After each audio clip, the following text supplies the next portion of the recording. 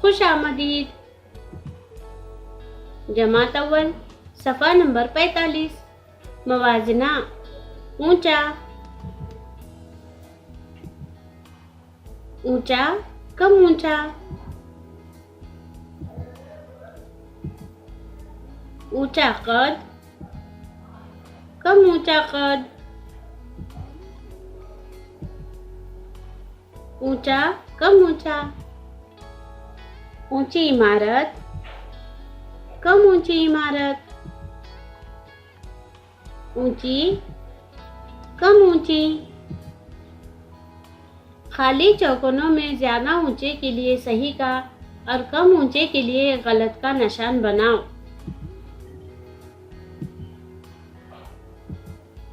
ज्यादा ऊंचा है इसलिए सही का, कम ऊंचा है इसलिए गलत।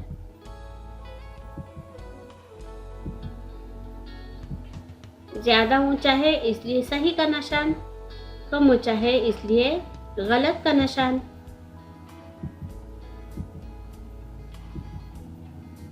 कम ऊंची है इसलिए गलत का निशान, ज्यादा ऊंचा है इसलिए सही का निशान।